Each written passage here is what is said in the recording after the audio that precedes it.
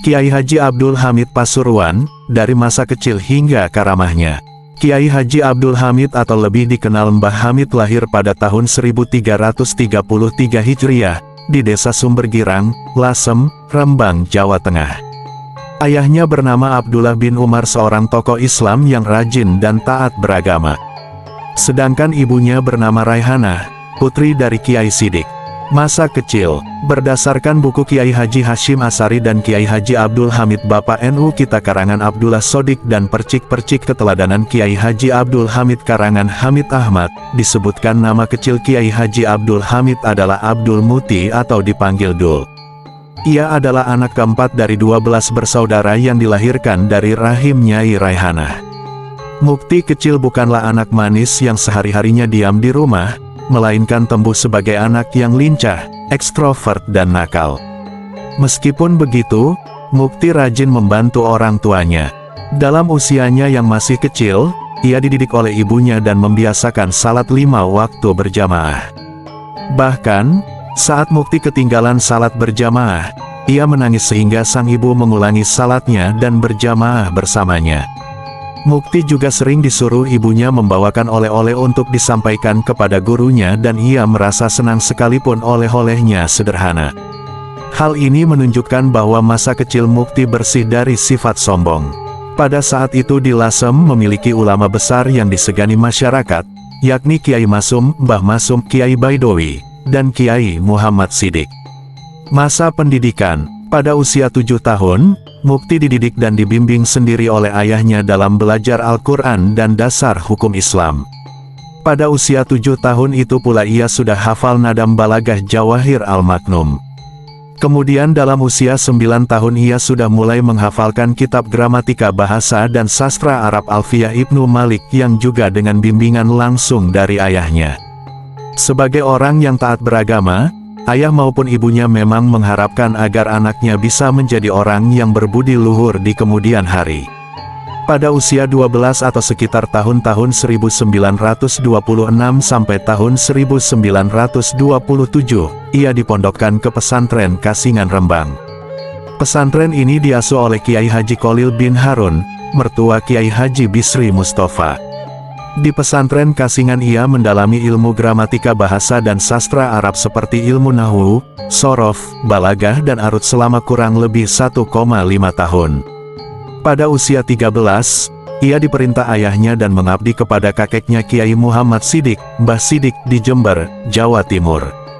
Dikisahkan, pada saat Mukti berada di rumah kakeknya, Mbah Sidik tiba-tiba datanglah Rasulullah dan saat itu ia sedang bersama kakeknya. Rasulullah bertanya kepada Mbah Sidik, "Siapakah anak ini?" Mbah Sidik menjawab, "Ini cucu saya."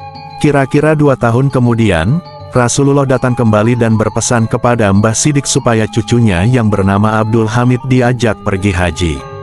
Kala itu, Abdul Hamid berusia 15 tahun, diajak Mbah Sidik menunaikan ibadah haji. Konon ketika ziarah ke makam Rasulullah mereka bertemu muka dengan Rasulullah dan sempat bersalaman. Keduanya juga mencium tangan Rasulullah, bukan dalam keadaan tidur. Setelah pulang dari ibadah haji di Makkah, Kiai Hamid melanjutkan belajarnya di pondok pesantren Tremas yang didirikan oleh Kiai Manan. Pada saat itu pesantren Tremas diasuh oleh Kiai Dimyati bin Abdullah bin Manan. Mula-mula pada saat di pondok Tremas Kiai Hamid hidup prihatin karena kiriman ayahnya hanya cukup untuk makan nasi tiwul.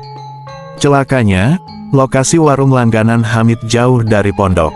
Apa boleh buat kaki melangkah setiap hari dengan memakai celana panjang dan bersepatu persis halnya orang berangkat ke kantor. Sepatunya disemir dengan mengkilap. 5 tahun di sana, ia ditunjuk sebagai lurah pondok. Kala itu ia sekurun waktu dengan Kiai Abdul Ghafur Pasuruan, Kiai Harun Banyuwangi, dan Kiai Masduki Lasem. Selain sebagai lurah pondok, Kiai Hamid muda juga mengajar ilmu fikih, hadits, tafsir dan sebagainya. Sehingga ia pun mulai mendapatkan bisyarah dan tidak memerlukan lagi kiriman dari orang tuanya, setidaknya tidak perlu makan nasi tiwul. Adapun perubahan nama Abdul Mukti menjadi Abdul Hamid dalam hal ini ada 2 versi. Menurut buku karya Hamid Ahmad disebutkan, begini orang-orang itu banyak yang memanggilku Haji Hamid atau Kiai Hamid daripada orang-orang keliru, lebih baik aku saja yang ngalah namaku diubah menjadi Hamid. Namun, tidak jelas kapan nama itu berubah, kata Kiai Hamid saat wawancara Kiai Haji Zaki Ubaid. Sedangkan menurut buku karya Abdullah Sodik nama itu berubah ketika ia mondok ke Kasingan Rembang sekitar usia 12-13 tahun.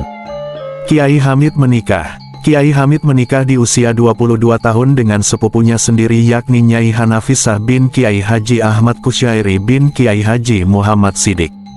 Pernikahan mereka berlangsung pada hari Kamis tanggal 12 September tahun 1940 Masehi.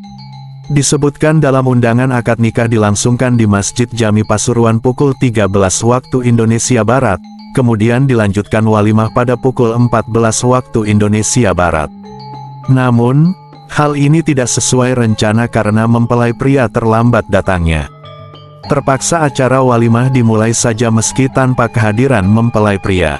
Baru pada pukul 17 waktu Indonesia Barat, rombongan yang ditunggu datang juga. Akibatnya, para tamu sudah pulang dan akad nikah disaksikan oleh beberapa keluarga saja. "Kok cek telate, kok datang telat?" tanya Kiai Haji Ahmad Kusyairi kepada Mbah Masum selaku pemimpin rombongan dari Lasem. "Anu, takjak saya ajak mampir-mampir ziarah ke makam Sunan Ampel, Sunan Bonang, dan Sunan Derajat," jawab Mbah Masum. "Lah manten pengantin kok diajak ziarah?" ujar Kiai Haji Ahmad Kusyairi. Dari perkawinan ini mereka dikaruniai 5 orang anak, yakni Muhammad Nu'man, Muhammad Nasih, Muhammad Idris, Anas, dan Zainab. 2 yang disebut terakhir meninggal sewaktu mereka masih kecil. Kiai Hamid menjalani masa-masa awal kehidupan keluarganya dengan tidak mudah. Selama beberapa tahun ia harus hidup bersama mertuanya di rumah yang jauh dari mewah. Sedangkan untuk menghidupi keluarganya, tiap hari ia mengayuh sepeda sejauh 30 km pulang pergi, sebagai belantik sepeda. Sebab, kata Kiai Eldris, pasar sepeda waktu itu ada di Desa Porong, Pasuruan, 30 km ke arah barat kota Pasuruan.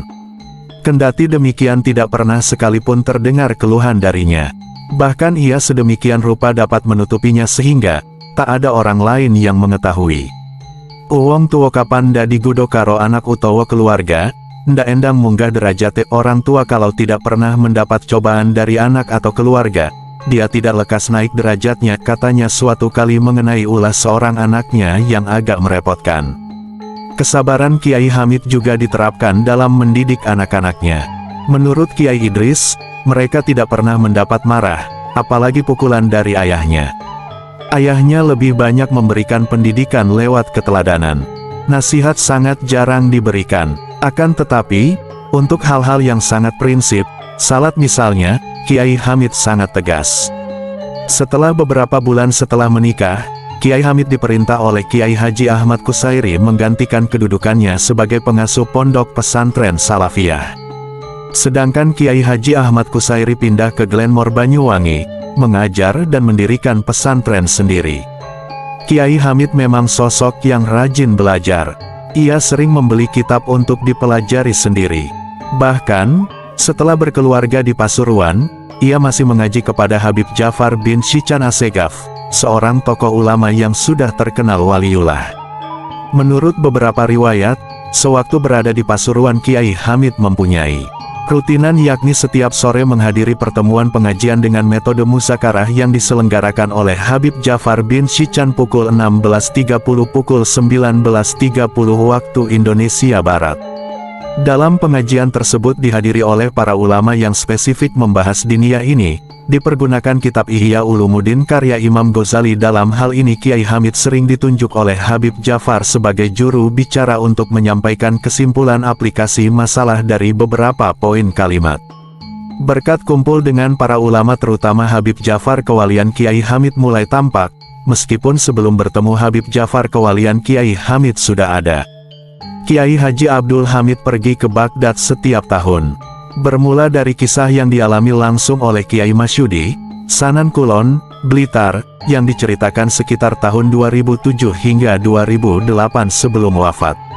Sebelumnya kisah ini tidak pernah diceritakan ke siapapun, hal itu atas permintaan Kiai Hamid sendiri ketika masih hidup. Al-Kisah, di awal tahun 80-an Kiai Masyudi melaksanakan ibadah haji, pada saat salat Jumat di Masjidil Haram. Tanpa sengaja berkenalan dengan seorang syekh dari Baghdad yang bernama Syekh Hasan.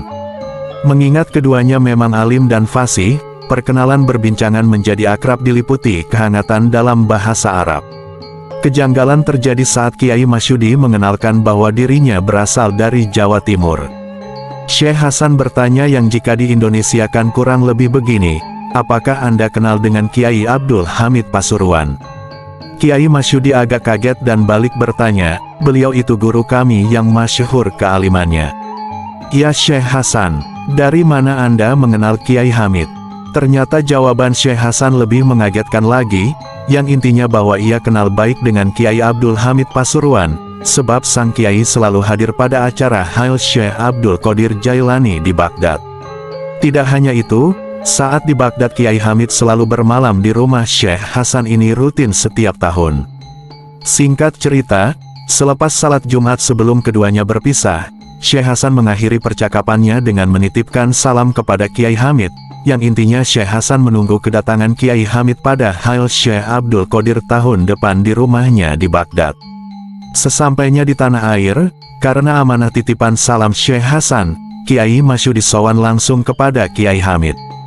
Baru sampai di depan rumah, sang tuan rumah langsung keluar mempersilakan Kiai Masyudi masuk, seolah sudah tahu maksud kedatangan tamunya.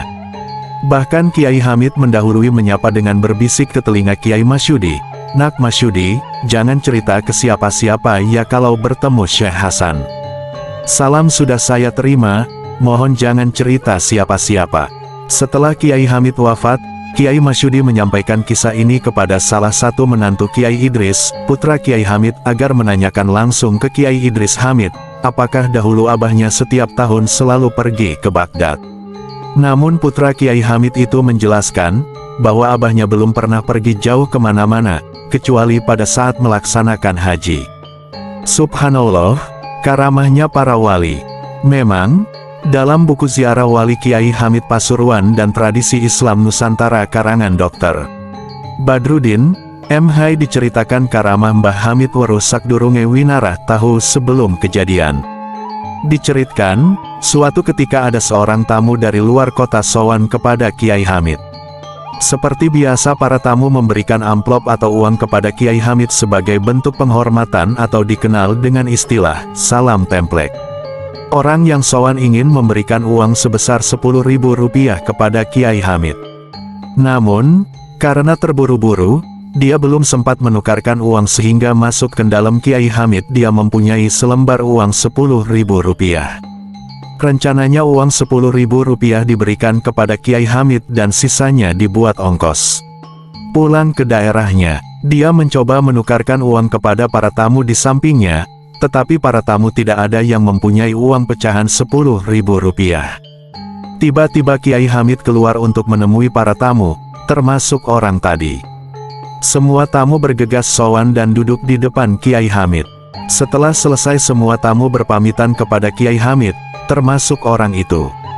Mungkin karena orang itu gugup selembar uang Rp20.000 langsung diberikan kepada Kiai Hamid. Sebelum orang itu berpaling Kiai Hamid merogoh sakunya, lalu mengatakan kepada orang tersebut, "Ini kembaliannya Rp10.000. Orang tersebut pun langsung bengong. Umat menangis. Dalam buku Percik-Percik Kiai Haji Abdul Hamid karangan Hamid Ahmad, juga disebutkan Mbah Hamid wafat pada hari Sabtu tanggal 25 Desember tahun 1982 Masehi tepat pada pukul 3 waktu Indonesia Barat atau dini hari. Ia mengembuskan napas terakhirnya pada usia 70 tahun dalam hitungan Hijriah. Seorang tokoh besar, tokoh panutan meninggalkan umatnya. Innalillahi wa inna ilaihi rajiun. Kabar pun segera menyebar lewat radio, dari mulut ke mulut, dan dari telepon ke telepon. Kala itu umat datang berbondong-bondong untuk melayat ke rumah duka sejak pagi. Mereka berasal dari berbagai penjuru. Umumnya seperti tidak percaya Kiai Hamid wafat. Melihat banyaknya pelayat keluarga tidak mau mengambil risiko, khawatir keranda rusak karena bakal jadi rebutan pelayat. Menjelang asyar keranda dibawa ke masjid. Keranda itu berjalan dari satu tangan ke tangan yang lainnya karena saking padatnya pelayat, sehingga tidak bisa berjalan. Terjadilah tarik-menarik keranda yang hendak keluar lewat gerbang barat atau timur. Konon, dari rumah ke masjid dibutuhkan waktu hingga 2 jam. Dilaporkan jamaah yang menyalati melebar tidak hanya sampai masjid dan alun-alun, tetapi terus ke timur hingga perempatan PLN sekitar 100 meter dan memenuhi jalan niaga hingga ke ujung utara dan ruas-ruas jalan Nusantara sepanjang 1 km. Kiai Haji Ali Masum bertindak sebagai imam salat. Setelah salat asar, Kiai Hamid disemayamkan di kompleks makam sebelah barat Masjid Jami Al-Anwar Pasuruan. Posisi makamnya di antara makam Habib Jafar bin Syican Assegaf guru Kiai Haji Ahmad Kusyairi, mertua, dan Kiai Haji Ahmad Sahal ipar. Dalam buku Ziarah Wali Kiai Hamid Pasuruan dan Tradisi Islam Nusantara karangan Dr. Badrudin M. Hai disebutkan bahwasanya keberadaan makam Kiai Hamid membawa berkah terhadap kemakmuran masjid dan pedagang di sekitar makam. Setiap hari makam Kiai Hamid tidak pernah sepi dari peziarah lokal atau luar kota. Pada umumnya para peziarah Wali Songo Jawa Timur, Jawa Tengah, dan Jawa Barat tidak pernah melewatkan kesempatan untuk ziarah ke makam Kiai Haji Abdul Hamid.